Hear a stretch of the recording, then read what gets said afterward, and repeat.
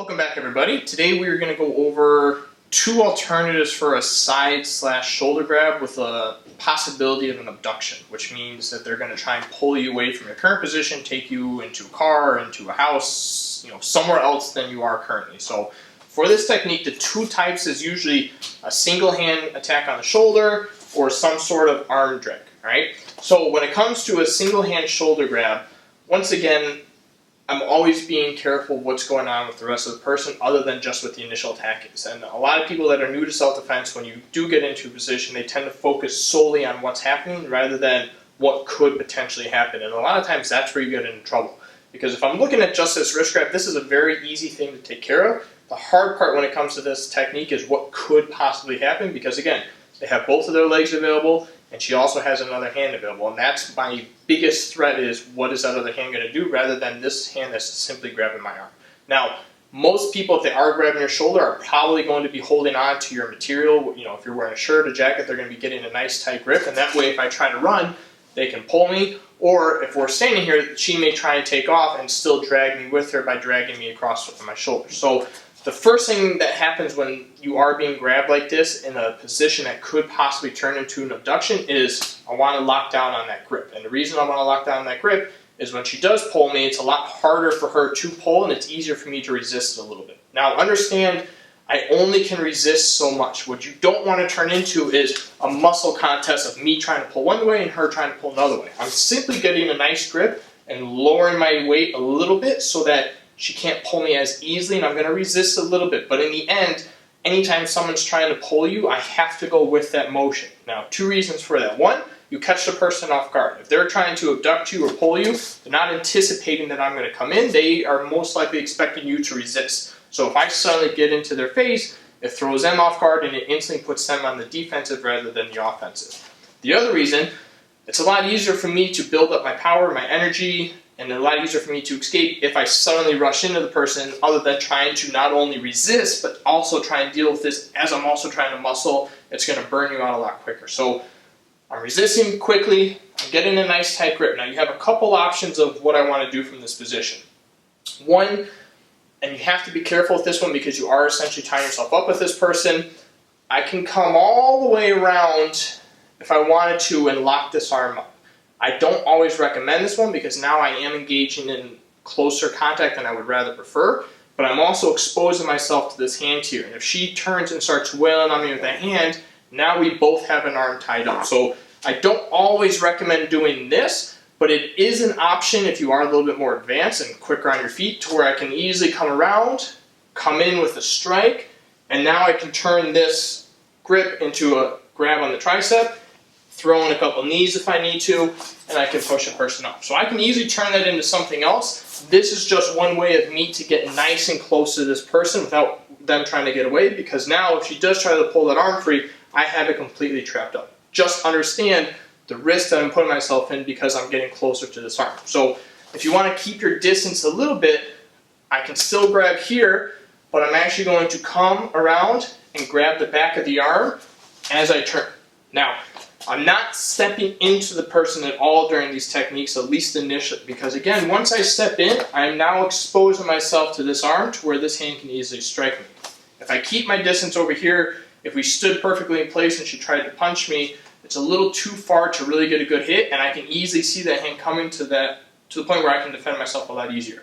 But once I get nice and close, I do have to be wary of that. However, with this technique, if I come all the way around, grab the back of the shoulder, and I step sideways, I'm still keeping my distance from that punch, but I'm able to get another strike in. Again, I can grab here, throw in a knee if I need to, and again, I can shove them off. So that's one option. It's not my favorite, but it is an option. What I prefer to do, I'm going to get control of this wrist. My second move is always going to be a strike to the thigh. Now, because this could be a potential abduction technique, I am going to go for a bit more pain and damage when I throw this kick. So I am going to aim around the general knee area, not necessarily to try and break the leg, but put enough pressure on this leg and damage on that leg that it's going to hurt for her to walk, put pressure on it, or try and run. So I grab, I'm going to throw a hard kick from there. Now, from this position, I would much rather come, instead of coming in front, I would much rather come from behind, because it allows me to essentially shrug this arm off. As I come behind, I'm shrugging this arm off, I'm keeping my grip here. If you've grown up in the Hapkido or any sort of joint manipulation system, yes, so you can do your wrist locks here, you can do arm bars here, but again, I'm not one that wants to do this when it comes to a street situation unless I have to restrain this person. Otherwise, I'm merely using this motion to get this grip free. My free hand is now going to slide down and do a strike, and I'm simply disengaging. Between the kick and the strike, the person should be out and I won't have to worry about them coming back after me. So again, I grab. As I'm bringing this arm around, I also want to throw in a kick. Bring the arm around. Now notice that as I do this, I also turn my shoulder a little bit. So I'm not just striking here with the arm, but I'm also turning my shoulder as if I'm just shrugging it off. Now I throw in my strike and I disengage. That is the option that I do prefer. Now let's say that they're doing this grab and she starts pulling me. It's a little bit harder for me to do these techniques. Now, the option that you have is once I grab, I throw the kick, I'm now going to step in. Now I don't necessarily at this point need to worry about maintaining this grip. I want to maintain this grip initially to get my kick in. But after that, if I plan on stepping in, I don't have to worry about this grip because they're already pulling me.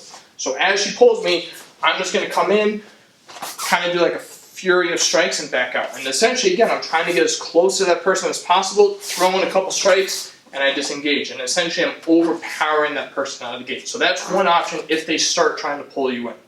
I can do these other options a little bit. I may have to kind of grab on the arm and pull myself in with them. And again, throw strikes, throw knees, do what I need to do, and keep my distance afterwards. But when you're doing these strikes, it's important that I stay on the side rather than trying to cross body or stand in front of the person. Because again, now I'm exposing myself to the whole body rather than cutting myself off and giving her a smaller target to strike. When it comes to a two-hand grab, or even if she has hand on the shoulder and one on the arm, the only difference is how I'm able to manipulate this, but all the strikes and the concepts stay the same. Now the difference with this though is, once again, both hands are occupied. So in order for her to do any strikes, she has to release part of my hand. So I don't have to worry about stepping in front of her at this point because there's nothing for her to hit me with.